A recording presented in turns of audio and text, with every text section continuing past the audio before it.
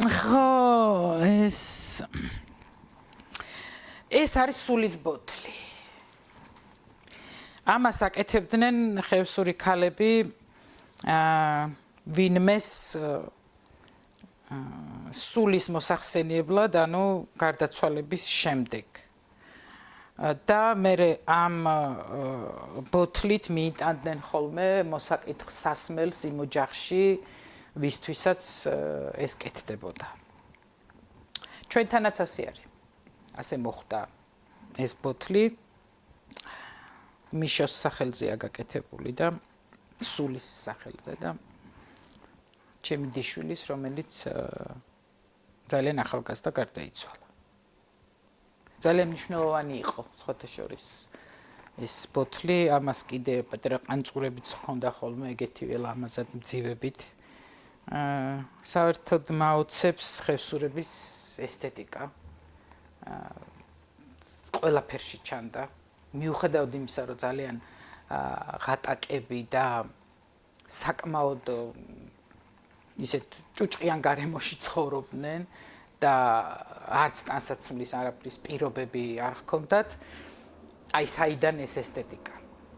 კარგად ვიცით ჩვენ ტალავარი როგორია ხევსურების და ერთმანეთის საჯავროდ უკეთეს და უკეთეს აკეთებდნენ, იმიტომ რომ ამით ქალი უფრო მეტად ფასდებოდა ვისი ოჯახიდანაც უფრო ლამაზი ტალავრით გამოდიოდნენ ოჯახის წევრები და ნაჭრელებს რითიც ქარგავდნენ სახელები ერქვა და ეს სახელებიც თავიანთი შერქმეული იყო ქალების როგორი ნაჭრელაც იყო აი დაახლოებით ესეთი სახელები ჰქონდა ხო მასკლავანი კბილანი რა ვიცი რაღაც ხო და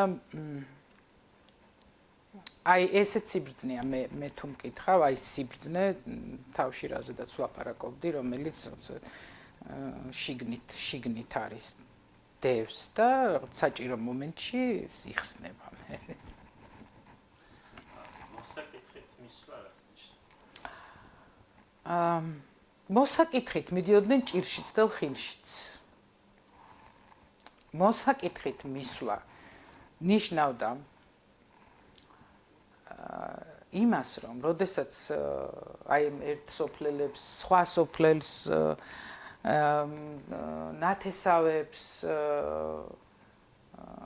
და თქვათ თავისი შვილი სადაც იყო გათხოვილი ცოლი ყავდა მოყვანილი ერთმანეთის ნახვა და შეკრება მოუნდებოდა ძალიან რთული იყო თუ სხვადასხვა სოფელში იყო ხევსურეთში არხოტიდან მაგალითად შატილში გადასვლა ესე სულ რაღაცას აკეთებდნენ ხევსურები ესე მოეცალათ და მოეკითხათ ერთმანეთი მაგრამ მიზეზი და საბაბი ხო იყო მოკითხვის მერე ესეთი ლამაზი საღამოები თავისი კეიფებით და ამბებით და აი ესეთ დროს ხა ხევსურები არ იყვნენ ისეთი დიდრები რომ და საქონელი ეჩუქებინათ მაგალითად ძალიან უბრალო ადამიანური მოკითხვა იყო და აუცილებლად სასმელს წაიღებდნენ აუცილებლად ჭირშიც და ლხინშიც ორივე შემთხვევაში მასაკითხით მასვლა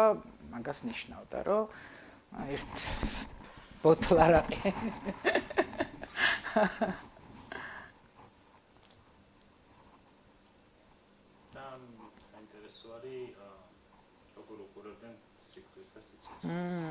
ეგ ყველაზე საინტერესოა ჩემთვისაც ამიტომ მაძახურაში ძალიან დიდი ნაწილი ნოველების სიკვდილს უკავშირდება სწორედ და ჩემთვისაც ძალიან თან საინტერესო და თან ეს გაჯიბრების თემა სიკვდილთან გაჯიბრების თემა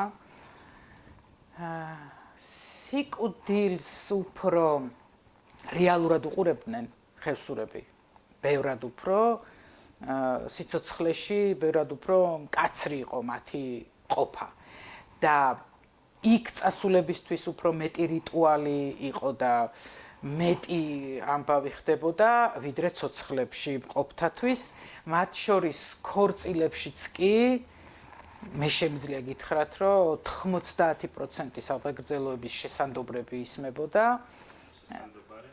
სულის მოსახსენიებელი სადღეგრძელო. როგორ იყო ეს ისე რაღაცა?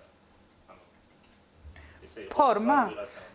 სახელი გვარი და არა, მანდ მთელი ამბავი იყო ესე სახელი და გვარით მოხსენიება ძალიან არასწორი იქნებოდა დარწმუნებული ვარ. აუცილებლად ჯერ ოჯახში სადაც იყვნენ ვთქვათ იქაურ მიცვალებულებს მოიხსენიებდნენ და ეს ყველაფერი იწყებოდა სახელის დადებით, ესე ჰქვია ხევსურულ რიტუალს, რომელიც ყოველი ესეთი შეკრების თუ ჭირის თუ ლხინის ჭამის დაწყებამდე ხდებოდა. ანუ არავინ პურს არ გატეხდა, სანამ ამ სახელის დადების ტექსტს ესე თანამედროვე დრო ვთქვა, ტექსტს არ იტყოდა. ამ ტექსტში არის საოცარი სიტყვებია და წინადადებები.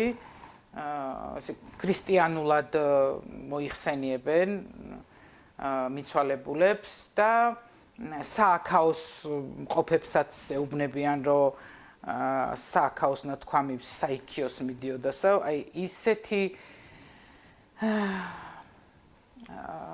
მართლა ისეთი სიტყვებია, რომ იტყვი რომ აი საიდა როგორ შეიქმნა ეს ტექსტი, ვინ პირველად სხვადასხვანაირია სხვათა შორის მომისმენია ძალიან ბევრი ვარიანტი 4-5 მაინც მაგრამ ერთი ამოსავალი რაც არის ეს არის მიცვალებულის სულების მოსახსენიებელი სახელის დადება სუფრაზე და ბალღებსაც კი ამის გარეშე ანუ არ გვაძლევდნენ უფლებას, რომ რაღაცა მივსულიყავით და ეს ხინკალკეცეული რომ იქიდან რომ გვიყურებს და რომ გვინდოდა ერბოში ამოთრეული. მონიშნულები რო აყო. ველოდებოდით მოკლედ ამ სახელის დადებას და ნახე როგორი ბავშვის გონებაშიც როგორი მნიშვნელოვნად რჩება ამის გამო უსმენს იცის უკვე როდის მთავრდება ტექსტი და ხო მე ეს ყველაფერი ხო სხვანაირად შემოდის რომ იზრდება ადამიანი და ხო წასული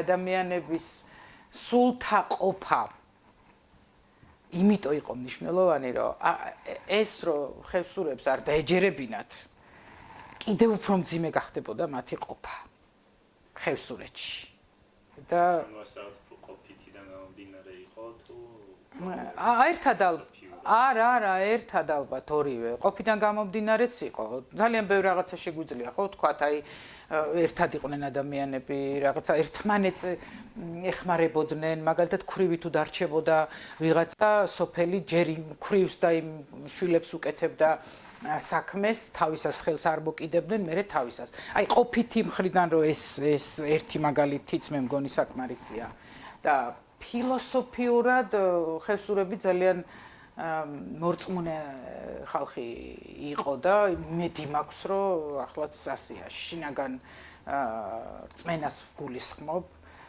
და ესეთი სოფლმხედველობა ჰქონდათ ადამიანზე მორგებული იმდენი რაღაცის თქმა შეიძლება ხევსურების სოფლმხედველობაზე რომ შეიძლება გაუცდეს ვიღაც სიცოცხლე უფრო მნიშვნელოვანი იყო თუ სიკვდილი მე მგონია რომ სიკვდილი უფრო სიცოცხლე არაფერად არ უღირდათ ხევსურებს ძალიან მარტივად ტოვებდნენ სიცოცხლეს რაღაცა უბრალო მიზეზის გამო შეიძლებოდა აიღო და თოფი დაეკრა რა აი არ მოეწონებოდა რაღაც შეელახებოდა თავმოყარეობა ქალსაც და კაცსაც თავარი მერე იყო ან როცა შეგიძლია ესე მარტივად უყურო სიცოცხლეს წარმოიდგინე რა მნიშვნელოვანია სიკვდილი მათი გაგებით რომ უფრო დიდში მიდის უფრო მნიშვნელოვანში მიდის სადღაც ეს არაფერი არ არის იმასთან შედარებით რა და თავს იმიტომ არ იკლავდნენ, რომ დაიღალნენ, თქვათ და მეტი აღარ შეუძლიათ და ეს მიზეზები არ იყო ამათი თვითმკვლელობების ხევსურეთში. მაგალითად კი იყო როგორ არა სამბურზეც ჩამოიბამდნენ ხოლმე თავს, მაგრამ ამ იმას არ მიმართავდნენ.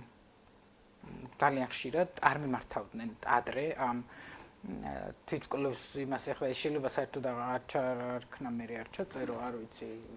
ვიღაცამ არ გაარომანტიულოს უბრალოდ, მაგრამ ეს შენ გეუბნები რა, რომ თავს რო იხჭობს ადამიანიო, სული არ ამოდისო. ესეთი გაგება ჰქონდათ ხევსურებს და აი ნახე რამ სული რა მნიშვნელოვანი იყო. ანუ თოფს დაიკრავდა და არ ჩამოიკიდებდა, რომ სული ხო უნდა სადღაც გააგრძელოს ციცოცხლე. ციცოცხლე გააგრძელოს სულმა. კიდე ხევსურეთში მნიშვნელოვანი იყო, ეხლა გამახსენდა უპატრონო დღეს როგორც ამბობენ ხოლმე, უპატრონო მიცვალებულების მოხსენიება. ოღონდ საოცარი სიტყვა ერქვა ამასაც, იტყოდნენ ხოლმე, რომ მოითავებდნენ სუყელას, ნაცნობებს, ახლობლებს. თან რა იყო, იცი, როდესაც რომელიღაცის სულს მოიხსენიებდნენ, ანუ ვიღაცის სულს, იმ პიროვნების, ხო?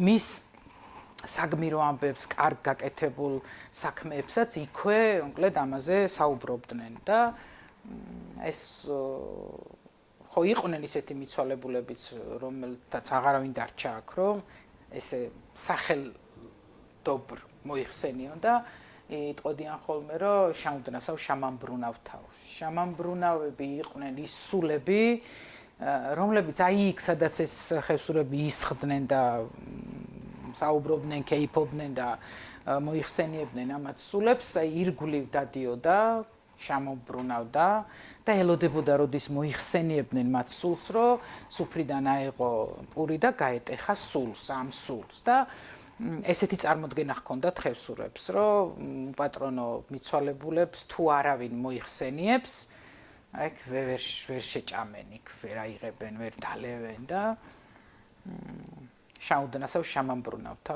იტყოდნენ, მიცეხა ჩვენ დაგტრიალებს თავზე და ელოდება რომ ისინიც მოიხსენიოს ვიღაცამ. ფილოსოფია რა. ხო, მაგითო ამბობდი რა, მარტო ყოფილი ამბავი არა. არა, რა თქმა უნდა. რაც ის მიცვალებულს უბრალოდ გაიხსენებდნენ, რეალურად ხსენებდნენ იმ საქმეს, რაც იმან გააკეთა, კარგი ისთვის. სოფლისთვის, ხო, რა თქმა უნდა. თუ ისე ხდებოდა გაცრუხა იარდე გაუკეთები, არც მოგონებდნენ. არც მოიხსენიებდნენ, ნამდვილად ეგრე იყო. ის მარტო ესე ფიზიკურად აი ყოფით იმაში კი არ იყო განკვეთილი, აი ტვინიდან, გულიდან, გონებიდან, სოფლიდან ის აღარ არსებობდა. ანუ სირცხვილი ყველაზე მნიშვნელოვანი იყო, სახელ სირცხვილი ყველაზე მნიშვნელოვანი იყო ხევსურებისთვის. თავარი იყო თავი არ შეერცხვინათ, არაფერში. აქ არ არის მარტო ბრძოლაზე და რაღაცა სიმამაცეზე ლაპარაკი, არა. ყოველდღიურ ყოფაშიც ატარებს როგორ პატივსცემდნენ, უფროსებს როგორ ქალთან როგორი დამოკიდებულება ჰქონდათ, ყველაფერი ეს უკავშირდებოდა სახელ სირცხვილს. 2 წლის ბავშვს ფეხზე აუდგებოდა 80 წლის პაპა, როდესაც სახლში შემოდიოდა. ასე აჩვენებდა პატარაობიდანვე, რას ნიშნავდა პატივისცემა, როგორ უნდა მოქცეულიყო პატარა, როდესაც გაიზრდებოდა. და აი ესეთ გარემოში იზრდებოდნენ ხევსურები. ამიტომ მათთვის ყველაზე მნიშვნელოვანი იყო სახელ სირცხვილის შენარჩუნება. სირცხვილი რა იყო ითვლებოდა? ძალიან ბევრი რაღაც ითვლებოდა სირცხვილად. სულ მცირედიდან რო დავიწყოთ, აი სულ ისეთი ყველასთვის გასაგებ ენაზე, ისე არ უნდა დამთვრალიყო ახალგაზრდა ხევსური მამაკაცი, რომ ვიღაცას ეს შეეტყო. ფეხი თუ აერეოდა ხო, დასაცინი ხდებოდა საერთოდ. ქალებისგან განსაკუთრებით. და ქალებთან დამოკიდებულებაში ძალიან დიდი სირცხვილი იყო, როდესაც კაცი ვერ თოკავდა თავს და ნებისყოფას ვერ გამოხატავდა და აი რაღაცა ქალებს დაძდევს იტყოდიან და ძალიან როგორიც გინდა მებრძოლი და ესეთი ყოფილიყო, აი ეგ ძალიან დიდ მინუსად ეთვლებოდა. ან თავშეკავებასაც სასწავლიდნენ ამით და თავდაჭერილობასაც. ყველაფერს თავისი ადგილი ჰქონდა. ესეთი ხო სიცხულად რა თქმა უნდა ითვლებოდა რაღაცა ომიდან ჩუმად სადღაც გაპარვა, დამალვა თუ გამოქცევა, არ ვიცი. მე მგონი უკან ვერც დაბრუნდებოდა სოფელში ეგეთ შემთხვევაში. უცნაურ სირცხვილებიც გვაქვს რევსურებს. შვილი სტერილი რო არ შეიძლებოდა მაგალითად. ანუ ქმრის ოჯახში ვერავის ვერ იტირებდა ვერც ქმარს, ვერც შვილს. ეგ მართლა სირცხვილად ითვლებოდა. კაცი რო ბავშვში ვერ აიყვანდა შვილს, ეგეც სირცხვილად ითვლებოდა, სირცხვილად. აი ისე რო ხელს გამოიშვერდნენ. და რატო იცი, რომ აი მამას რაღაც სისუსტე, სიყვარული და ეს ხუსუმუსუ არ გამოემჟღავნებინა თავის შვილთან. სიყვარული და სისუსტეები იქნებოდა ვიღაც ამას ვამბობ ზუსტად. ეხლა რო რაზედაც ვლაპარაკობდით, ზუსტად მაგის თქმა მინდოდა. რატო ვერ იჭერ? რაც დავიჭირე. როგორც ყოველთვის. ჯერ კარგად დავიჩნდა ამ კამერას, ხო იცი? რაღაცას მივაჭერ ხოლმე და მე ვეღარ ყოფილიყო როგორც იყო, რა მიაჭირე. ჩაწერამდე და პარალელურად ხმის და მაგიტო.